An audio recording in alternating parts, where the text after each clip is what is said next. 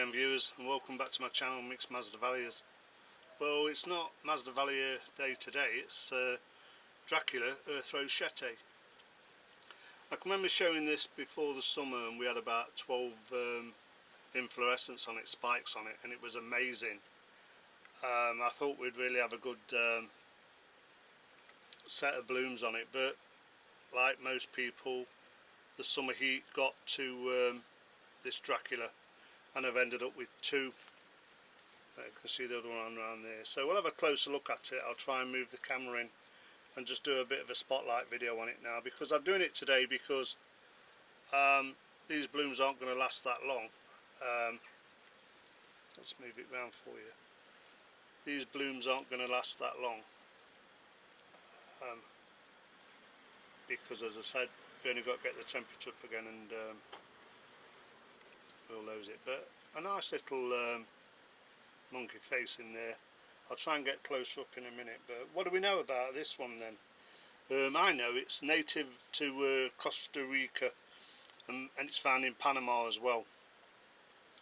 They found it about an altitude or elevation now of about 2,000 meters above sea level. It's considered a cool growing epiphyte. Can you see in there? It looks amazing. Its common name is the red tufted Dracula. Let me try and move this camera a bit so we can get in a bit to have a look at this better. Yeah, its common name is the red tufted Dracula. You can see a bit better in there now. So it's doing alright in these conditions, but as I said before, I was struggling to keep temperatures down during the summer. They usually flower in spring and summer, this particular Dracula. If you're growing erythrochaete, you'll know that that's the flowering season. But yeah, that looks okay for some of you to look at. So what's the right conditions for this? Wow. What I grow it in, I'm growing it in at 70% humidity throughout the year. I think these prefer between 80 and 85% humidity. But if I give this the higher humidity, I've got some mazzies in here that don't like that sort of temperature, humidity range. So I have to, unfortunately, give them what I can give them and try and keep everything on par. It's a nice little Dracula. I wouldn't exactly say it's an easy one, because I wouldn't say any Draculas was easy, to be honest. It does take some care to look after these. You've got to remember that if you're in what I consider my environment to be a cool to cold greenhouse, I can't always achieve to keep the temperatures down in here. It's absolutely unreal. Well, the pendulous inflorescence, if I can try and turn the plant around a bit so we get to see that one. We're looking at this one at the moment. Usually between about 15 and 25 centimetres. Being pendulous, they usually come from the bottom of the basket. As you can see, these have come from near the bottom of the sheaths of the leaf joints rather than through the baskets. They've got turn the plant back around so we can see the bloom. That's what we want to be looking at, the blooms. I'll move it back a bit. I've put that black background at the back. I've copied Roger really. When Roger does a showcase or something on specific orchids, he uses a background, and it does help to give that effect, so you can clearly see what I'm trying to show you. The centre of it, I don't think you're going to see unless I zoom in a minute, is covered in short ears with like a pink lip. You can probably just see the lip in there. You can see the pink lip. The colour, I would say, looks a bit white pale yellow with a purple to brown dots on it.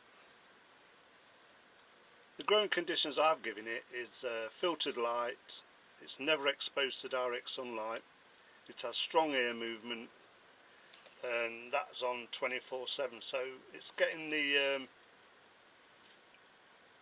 similar, how can I say, similar environment. It's never going to be perfect, but it's getting a similar environment to what it'd probably be used to. If your plant doesn't flower, it's recommended to increase the amount of light gradually, taking care not to burn its leaves. So really you can give them a little bit more light if it's not producing flowers for you, but just remember every spring and summer it should be there. If it's not, try giving it a little bit more light, but not too much. It's got to ensure that these do not burn, these leaves don't burn. It certainly don't want full direct sunlight. That's no good whatsoever for it.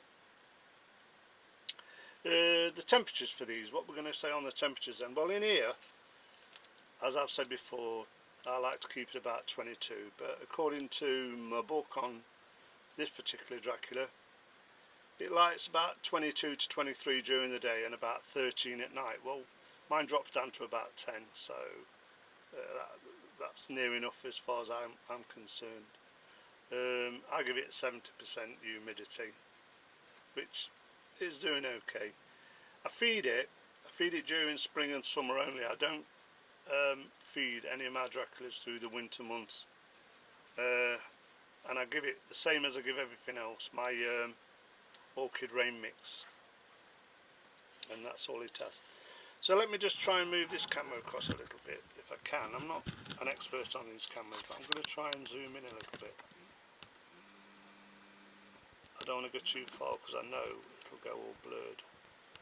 But there you can see the colour, the dots, the face, the eyes, the lip, the pink lip, and the dark red spurs.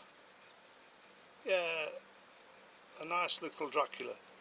One of the smallest actually, I believe. I mean, you can get some Draculas the bigger your hand, the blooms are as big as your hand. But this is one of the smaller versions. But again, it's bloomed for me in this greenhouse, so that's a bonus. As I consider that a bonus. But yeah, it was a bit disheartening when I lost all the spikes was just blasting because of the heat. But these two, let me move the camera. These two have seemed to be survived that. Here's one. I'm just trying to give you a good look into them if I can. The plant's looking healthy, the plant's looking quite good. And while we're looking inside the plant at the moment, a lot of these bits are sphagnum moss that's dropped off and fell in, or it may well be some of my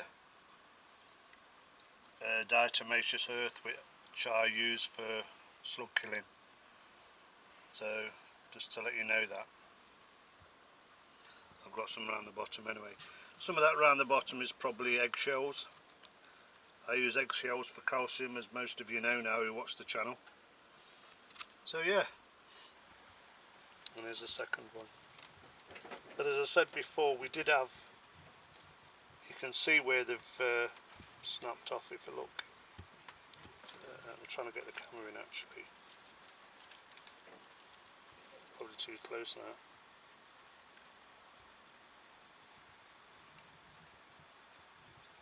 And on that side you can see where the first bud's blasted and it's pushed out a second bloom. But yeah, nice little orchid.